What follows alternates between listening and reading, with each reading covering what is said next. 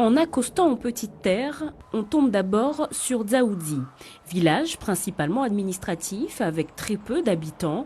On y trouve la préfecture, l'hôpital, le seul musée de l'île ou encore le détachement de Légion étrangère de Mayotte.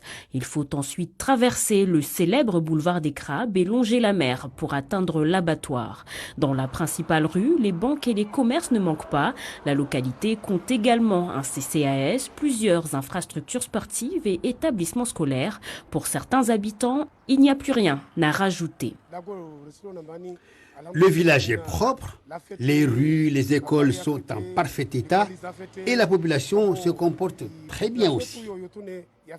Pourtant, d'après l'INSEE, la commune fait partie des villages aux conditions de vie précaires. 35 à 50% des logements sont en tôle. Dans les hauteurs, le quartier de la Vigie cumule toutes les difficultés. Habitats informels, manque d'eau courante, d'électricité, de voirie. Plus de 9000 personnes vulnérables y vivent. Le quartier a été classé prioritaire par l'État. Des travaux de grande envergure sont prévus par la communauté de communes. En attendant, les habitants subissent. On a vu qu'à la Vigie, il n'y a plus rien. Mais on ne perd pas espoir que celui qui sera élu s'occupera de cette région difficile. En ville, c'est propre, mais en hauteur, c'est encore sale. Autre mot qui ronge la commune, le chômage. Il est de 32%. Les jeunes en sont les principales victimes. Quand je cherche du travail, on nous dit qu'il n'y a pas assez du travail. Du coup, on reste à la maison.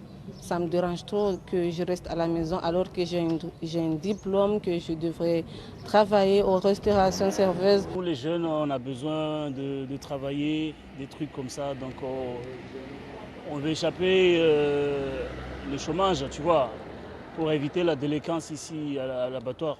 J'ai besoin d'un emploi pour éviter de m'asseoir dans les rues comme ça. Pour conquérir, la prochaine équipe municipale devra donc faire de la précarité son cheval de bataille. L'ancienne disposait d'un budget de 30 millions d'euros.